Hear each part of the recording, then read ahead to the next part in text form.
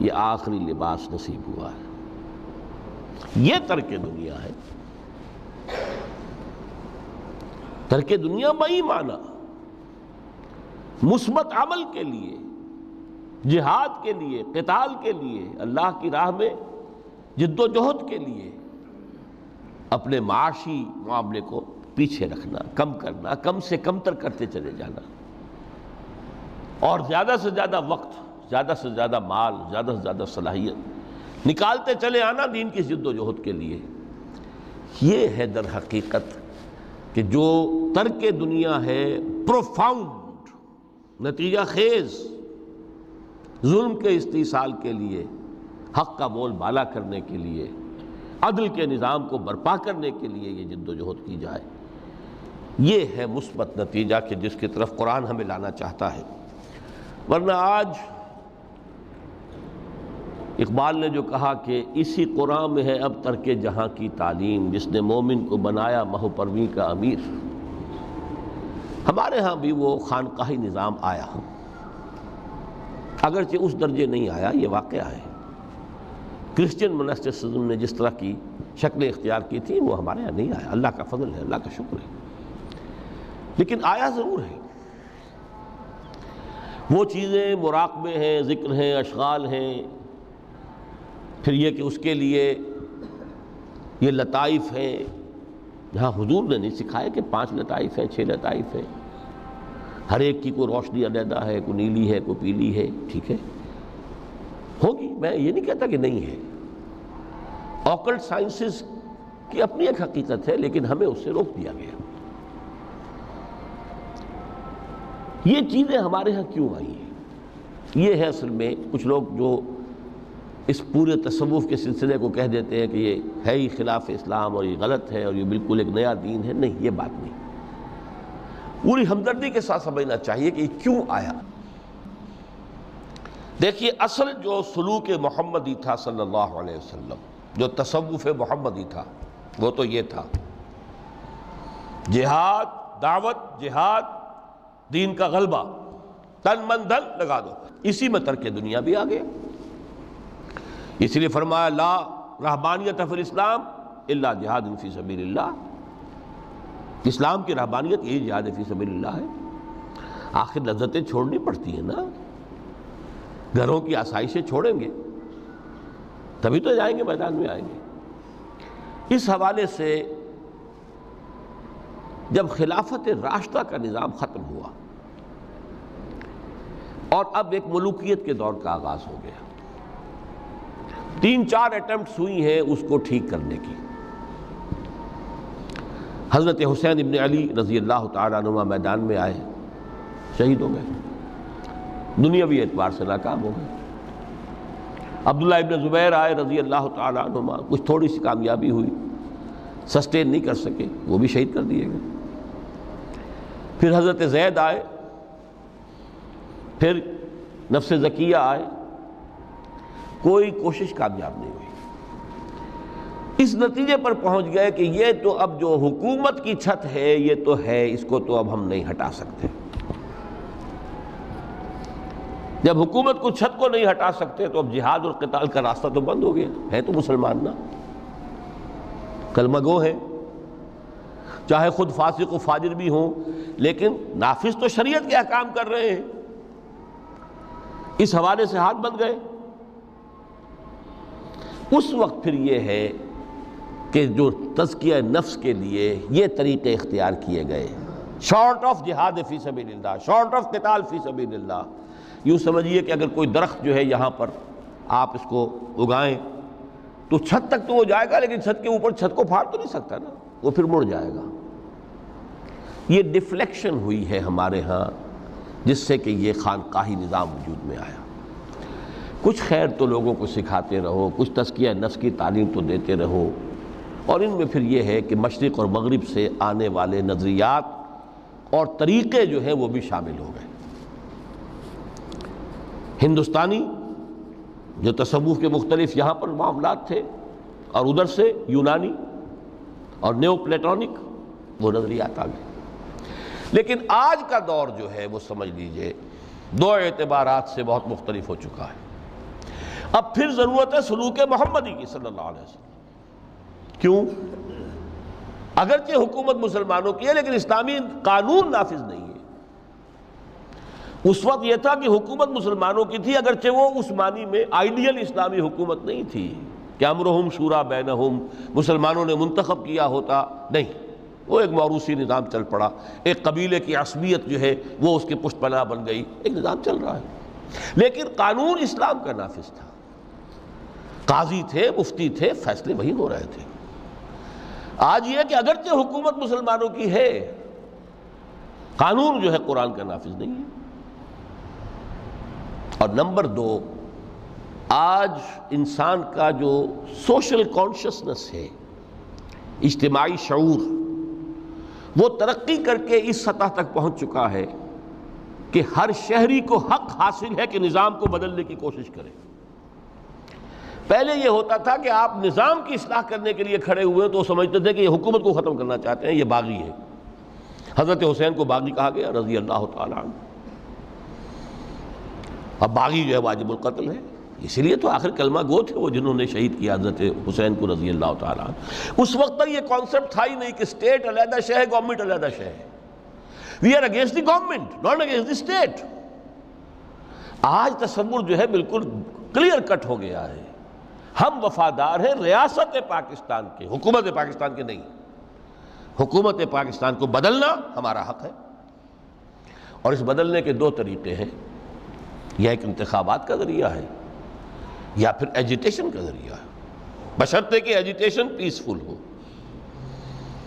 توڑ پھوڑ نہ ہو، کسی کی جان اور مال اور پراپرٹی کو کوئی نقصان نہ پہنچایا جائے، خود مرنے کو تیار ہو جائے، گولیاں چلیں، جیلوں میں جائیں، ایجیٹیٹ کریں. اگر جیلیں بھر جائیں گی، اگر گولیاں مار مار کر جو ہے فوج ایک وقت میں آ کر کہہ دے گی، جیسے کہ بھٹو کے زمانے میں کہہ دیا تھا، جبکہ اس نے کہا تھا کہ میری کرسی بہت مضبوط ہے، لیکن جب بریگیڈیئر محمد اشرف گوندل ہی ٹک دی لیڈ، پھر 3 اور آگے بریگیڈیئر ان کے ساتھ مل گئے. We are going to shoot no more, go and have a political settlement. اپنی قوم کے اوپر کہاں تک ہم گولیاں برسائیں گے؟ Who are they? They are our kith and kin. We are not an occupation army. Jallianwala Bagh میں اگر 5000 مر گئے یا جتنے بھی مرے تھے، جنرل ڈائر کو کائے کا دکھ؟ وہ ہندو تھے یا مسلمان تھے یا سکھ تھے؟ ہندوستانی تھے. لیکن یہاں تو جن کو ہم مار رہے ہیں وہ کون ہیں؟ پاکستانی ہیں. ہو سکتا ہے جو گولی چلا رہا ہے اسی کا کوئی بھانجا بھتیجا جو ہے اس موب کے اندر موجود ہو سامنے. یہ راستے دونوں اس وقت کھلے ہوئے. الیکشن کا پروسیس جو بھی لوگ سمجھتے ہیں کہ اس کے ذریعے سے یا سمجھتے رہے ہیں، آج تو میں سمجھتا ہوں کہ وقت آ چکا ہے کہ تقریباً اس پر کنسنسس ہو چکا ہے کہ الیکشن کے ذریعے سے نظام نہیں بدل سکتا. چہرے بدل جائیں گے، ہاتھ بدل جائیں گے، اس لیے کہ جو بھی پولیٹیکو سوشو اکنامک سسٹم ہے، بہتر سے بہتر الیکشن بھی ہوگا تو وہی ریفلیکٹ کرے گا. جاگیردار ہے تو 80% جاگیردار ہی بیٹھے ہوں گے آپ کی نیشنل اسمبلی میں، تو وہ زمینداری اور جاگیرداری جو ہے اس کو ختم ہونے دیں گے. ایجیٹیشن کا راستہ ہے، لیکن یہ کہ وہ ایجیٹیشن کرنے کے لیے پہلے میدان میں وہ لوگ آئیں جو اپنی ذات پر اپنے گھر میں دین نافذ کر چکے ہوں، اپنی معاش کو پاک کر چکے ہوں، اپنی معاشرت کو درست کر چکے ہوں. یہ 2 کام اگر نہیں کیے تو بہتر ہے گھر میں بیٹھے رہیں، باہر نہ نکلے، دین کا نام نہ لیں، وہ دین کو بدنام کریں گے. یہ مرحلہ طے کر لیں اور پھر ایک بنیان مرصوص بن کر نہیں عن المنکر بالید. جب تک طاقت کافی نہیں ہے اس وقت تک دعوت ہے، تبلیغ ہے، خوشامد ہے. وَلْتَكُن مِّنكُمْ أُمَّةٌ يَدْعُونَ إِلَى الْخَيْرِ وَيَأْمُرُونَ بِالْمَعْرُوفِ وَيَنْهَوْنَ عَنِ الْمُنكَرِ وَأُولَٰئِكَ هُمُ الْمُفْلِحُونَ. یہ سب زبان سے ہوگا، ہاتھ سے نہیں. جب طاقت کافی ہوگی تو اب ہاتھ سے ہو. اب ہم یہ کام نہیں چلنے دیں گے، اب یہ بینک نہیں چلیں گے، گھیراؤ کریں گے، نہیں چلنے دیں گے. یہ اخبارات میں جو فحاشی کے سمجھیے کہ وہ رنگین صفحات نہیں نکلنے دیں گے، پکیٹنگ ہو جائے گی. کئی دن تک کراچی میں جنگ کا گھیراؤ کیا گیا تھا MQM کی طرف سے، اور صرف یہ بات تھی کہ ہماری خبریں صحیح شائع نہیں کر رہا ہے. جب نہیں نکلنے دیا گیا جنگ، اس کے بعد صورت یہ ہو گئی کہ الطاف صاحب کو چھینک بھی آتی تھی تو پہلے صفحے پہ لکھا ہوتا تھا لیکن کریں نا، میدان میں آئے نا لوگ۔ یہ ہے اصل میں وہ تصوف کہ جو اب بالکل سلوک محمدی صلی اللہ علیہ وسلم کا جو اصل سلوک تھا وہ تصوف تھا، وہ ترک دنیا، مالی ولی دنیا، انما مثلی کراکب استظل تحت شجرۃ ثم راح فترکھا، اس کے ضمن میں فرمایا گیا ہے سورہ توبہ کی میں آیت نمبر 24 آپ کو سنا، فرمایا قل ان کان آباؤکم وابناؤکم واخوانکم وازواجکم وعشیرتکم واموال اقترفتموها وتجارۃ تخشون کسادها ومساکن ترضونها احب الیکم من اللہ ورسولہ وجہاد فی سبیلہ فتربصوا حتی یاتی اللہ بامرہ واللہ لا یہدی القوم الفاسقین۔ اے نبی ان سے کہہ دیجئے لوگو، اگر تمہیں اپنے باپ اور اپنے بیٹے اور اپنے بھائی اور اپنی بیویاں یا بیویوں کے لیے شوہر اور اپنے رشتہ دار اور وہ مال جو تم نے بڑی محنت سے جمع کیے ہیں اور وہ کاروبار جن کی کساد کا تمہیں اندیشہ رہتا ہے کہیں مندہ نہ ہو جائے، اور وہ بلڈنگیں، وہ حویلیاں، وہ کوٹھیاں جو تمہیں بڑی پسند ہیں، بہت چاؤ سے بنائی ہیں، ڈیکوریٹ کی ہیں، ڈیکوریشن پیسز کہاں کہاں سے لا کر ڈرائنگ روم میں رکھے ہیں، اگر یہ 8 چیزیں محبوب تر ہیں اللہ سے اور اس کے رسول سے اور اس کی راہ میں جہاد سے، فتربصوا، تو جاؤ انتظار کرو، دفع ہو جاؤ، بیٹھو ادھر، حتی یاتی اللہ بامرہ، یہاں تک کہ اللہ اپنا فیصلہ سنا دے، واللہ لا یہدی القوم الفاسقین، اللہ ایسے فاسقوں کو ہدایت نہیں دیتا۔ یہ ہے ترک دنیا۔ یہ ساری محبتیں جو ہیں جیسے علامہ اقبال نے کہا، یہ مال و دولت دنیا، یہ رشتہ و پیوند، بتان وہم و گما لا الہ الا اللہ۔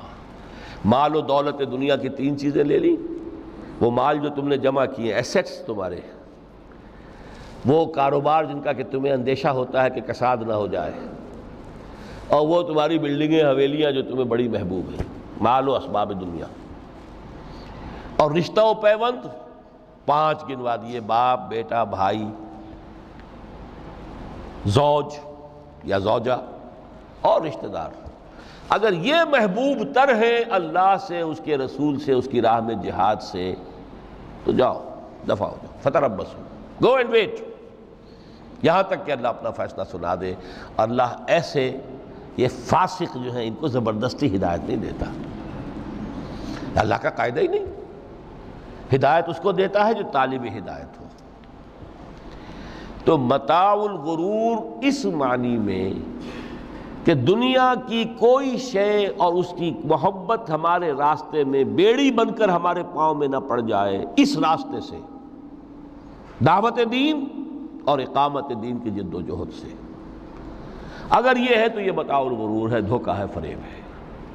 اگر یہ نہیں ہے، اس راستے پر آپ چل رہے ہیں، تو دنیا برتنے کی چیز ہے، استعمال کرو، دنیا ہی تو کھیتی ہے، یہی محنت کرو گے نا، اسی دنیا میں کوشش کرو گے، جہاد کرو گے، اسی دنیا میں دعوت اور تبلیغ کا کام کرو گے، یہی کھیتی ہے جس کی فصل تمہیں کاٹنی ہے جا کر قیامت میں۔ یہ دونوں پہلو ہمارے سامنے رہنے چاہیے۔ میں آپ حضرات کا بہت ممنون ہوں، آپ نے بہت توجہ سے میری باتوں کو سنا ہے۔ اللہ تعالیٰ جو کچھ کہا گیا ہے اس میں جو صحیح ہے، حق ہے، اس کے لیے دلوں کو کھولے، صرف ذہنوں کو نہیں، دلوں کو کھول دیں، اس لیے کہ دل کھلیں گے تو کوئی تبدیلی آئے گی۔ مولانا منظور نعمانی صاحب نے ایک دفعہ لکھا تھا بڑا پیارا جملہ کہ اصل تبدیلی دل کی تبدیلی ہوتی ہے۔ دماغ تو کرائے کا وکیل ہے، دلیلیں فراہم کر دیتا ہے، دل نے ادھر کا فیصلہ کیا، دماغ نے اسی کے لیے دلیلیں دے دی، دل ادھر جانا چاہتا ہے، دماغ اس کے لیے دلیلیں دے دے گا، وکیل وہی ہے، مدعی نے کر لیا تو اس کے حق میں دلائل کے انبار ہیں، اور اگر اسی مقدمے میں کہیں مدعا علیہ نے اس وکیل کو کر لیا ہوتا تو اس کے حق میں دلائل۔ تو اللہ تعالیٰ دلوں کو کھولے اور اس متاع الغرور کے پھندوں سے ہمیں نکل کر اصل محبت اللہ سے اور اس کی راہ میں جہاد سے، اور اصل مطلوب و مقصود زندگی آخرت کی، اس کی